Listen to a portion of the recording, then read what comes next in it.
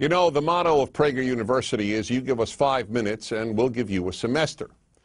Well, I took many semesters on the question of the Middle East conflict. I was at the Middle East Institute, in fact, at Columbia University. That's where I did my graduate work. Semester after semester discussing the Middle East conflict as if it were the most complex conflict in the world, when in fact it's probably the easiest conflict in the world to describe. It may be the hardest to solve, but it really is the easiest to describe. And really, in a nutshell, this is what it is. Israel would like to exist and recognizes the right of the Palestinians to have a state. The Palestinians, however, and many other Muslims and Arabs, do not recognize the right of a Jewish state of Israel to exist. Every poll among Palestinians shows that the majority of Palestinians want there to be no Jewish state of Israel, doesn't believe that it should exist or had any basis for being.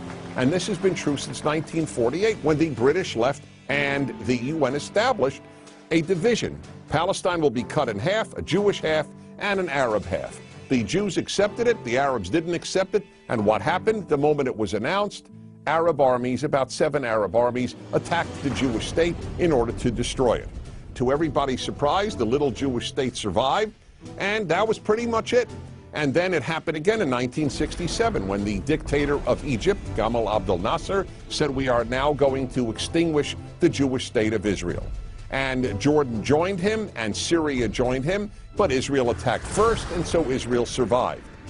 And that is how Israel, and only that way, came to occupy what was called the West Bank of Jordan, where many Palestinians lived, because many Palestinians lived in that part of Jordan.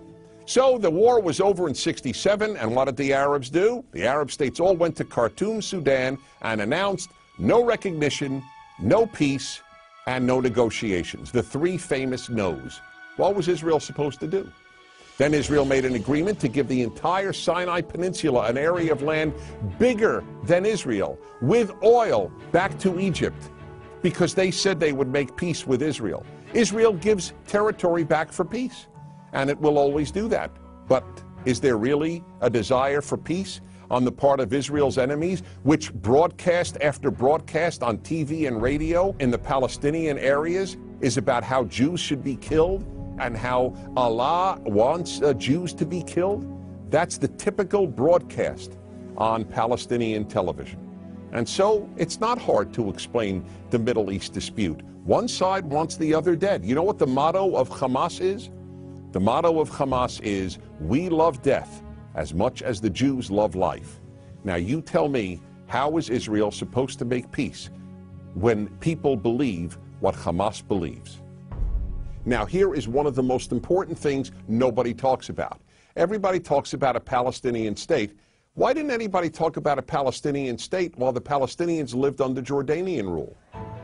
Because the truth is, people started talking about a Palestinian state once the Palestinians were under Israeli rule, because it was always a way to destroy the Jewish state of Israel. And I say Jewish state because that's what it is.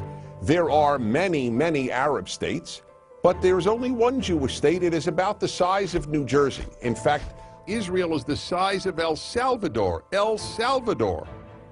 And yet, if a Martian came to the earth and they visited the United Nations, or they read the world's newspapers or watched world television, they would believe that the biggest problem on earth is a state the size of New Jersey and El Salvador, this state of Israel.